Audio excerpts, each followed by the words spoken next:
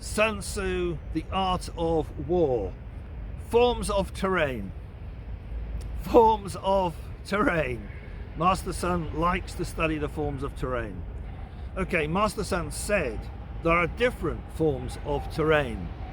Accessible terrain, entangling terrain, deadlock terrain, enclosed terrain, precipitous terrain, and distant terrain.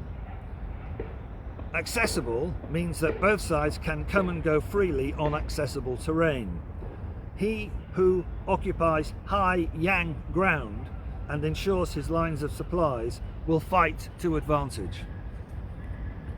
Entangling means that advance is possible, withdrawal hard.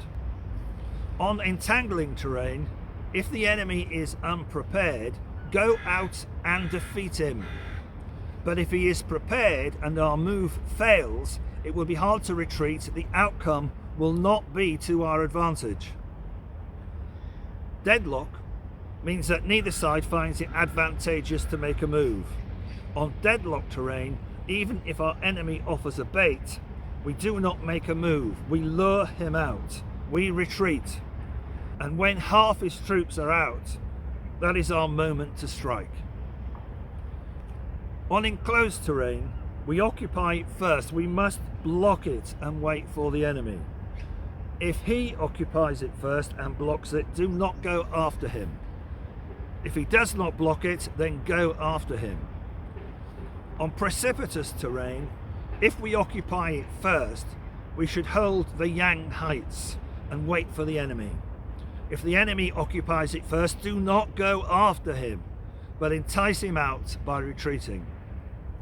On distant terrain, when strengths are matched, it is hard to provoke battle, and an engagement will not be advantageous.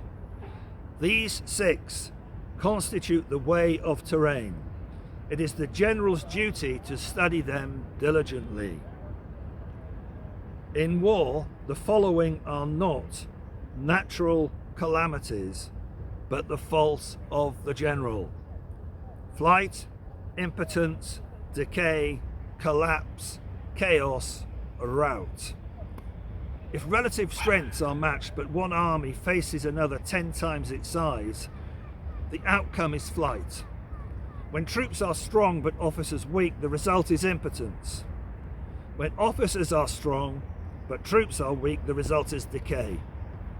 When superior officers are angry and insubordinate and charge into battle out of resentment before their general can judge the likelihood of victory, then the outcome is collapse. When the general is weak and lacking in severity, when his orders are not clear, when neither officers nor men have fixed rules and troops are slovenly, the outcome is chaos. When a general misjudges his enemy and sends a lesser force against a larger one, a weaker contingent against a stronger one, when he fails to pick a good vanguard, the outcome is rout. These 6 constitute the way of defeat. It is the general's duty to study them diligently. The form of the terrain is the soldier's ally. Assessments of the enemy and mastery of victory, calculating the difficulty, the danger, and the distance of the terrain, these constitute the way of the superior general. He who knows this and practices it in battle will surely be victorious.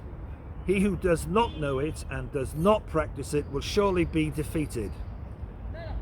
If an engagement is sure to bring victory, and yet the ruler forbids it, fight.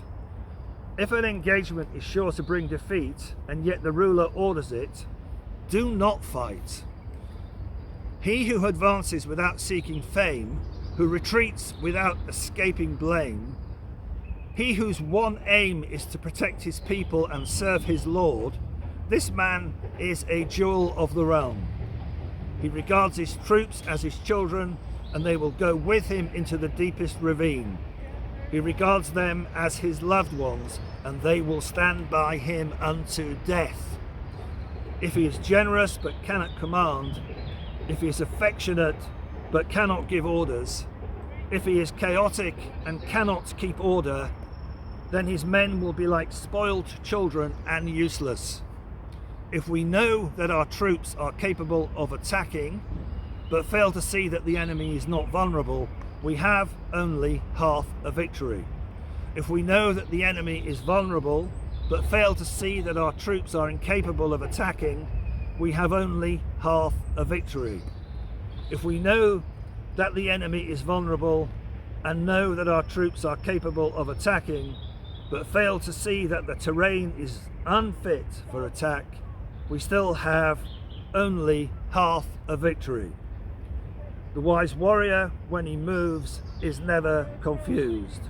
When he acts, is never at a loss. So it is said, know the enemy, know yourself, and victory is never in doubt, not in 100 battles. Know heaven, know earth, and your victory is complete.